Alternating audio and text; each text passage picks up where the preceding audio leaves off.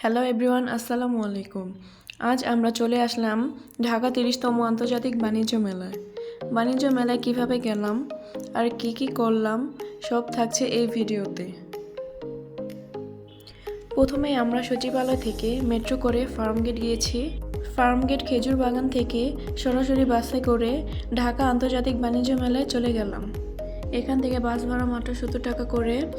এই বাসটি elevated express দিয়ে আসে, তাই অনেক কম সময়ে পৌঁছানো যায়। বাণিজ্য মেলায় ঢুকে প্রথমে কফি খেয়ে নিলাম, তারপর চলে গেলাম জেলখানা কয়েদিদের হাতে বানানো কারুপণ্য স্টলে। এখানে অনেক সুন্দর সুন্দর হাতের বানানো জিনিস পাওয়া যায়।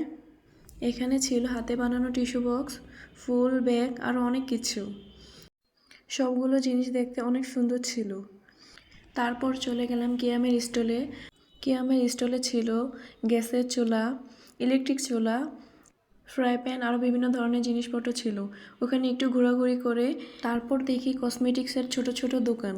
এই জায়গাটা পুরাই নিউ মার্কেট আর চকবাজারের মতোই লাগছিল। আর এখানকার ম্যাক্সিমাম জিনিসই চকবাজার আর নিউ মার্কেটের। বাণিজ্য মেলা এখন পুরাই চকবাজার আর নিউ মার্কেটের মতো হয়ে গেছে। ঘুরতে ঘুরতে সামনে পড়লো ভাইরাল সেই আইসক্রিমওয়ালা। তারপর একটু সামনে গিয়ে দেখি একটা পান্ডা। পান্ডাটা দেখতে অনেক সুন্দর ছিল। তারপর চলে গেলাম আমরা ফ্রুটিকা স্টলে। এখানে 250 টাকার প্যাকেজ পাওয়া যাচ্ছে মাত্র 195 টাকা। তারপর আমরা 195 টাকার প্যাকেজটা নিয়ে নিলাম। তারপর ফ্রুটিকা স্টল থেকে বের হয়ে গেলাম।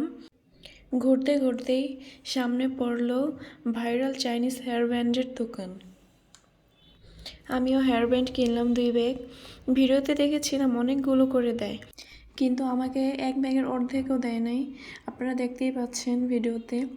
একদম লস প্রজেক্ট এটা। ভিডিও দেখে যারা কিনতে যাবেন একদম লস। হেয়ার ব্যান্ডগুলো দেখতেও সুন্দর ছিল না, বাজে। তারপর চলে গেলাম আরএফএলের স্টলে। ওইখানে দেখি টেডি। একটু ভিডিও করে নিলাম আর আরএফএলের স্টল ঘুরে দেখলাম। স্টল ঘোরাঘুরি করতে করতেই ক্ষুধা লেগে গেছে, তাই টেস্টি ট্রিট থেকে ফ্রাইড রাইস আর ফ্রাইড চিকেন আর চিকেন শর্মা কিনে খেলাম। খাওয়া দাওয়া শেষ করে চলে গেলাম স্কোয়ার স্টলে। এই স্টলে বিভিন্ন ধরনের রেডিমিক্স মশলা, পিনাট বাটার আরও অনেক কিছু অফার ছিল, তো আমরা পিনাট বাটারটাই নিলাম। পিনাট বাটারটা একটা কিনলে সাথে একটা ফ্রি ছিল।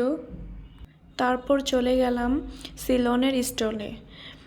ওইখান থেকে চা কিনেছি 1 কার্টুন, সাথে 1 প্যাকেট ফ্রি দিয়েছে। তারপর ঘুরতে ঘুরতে দেখি একটা আম।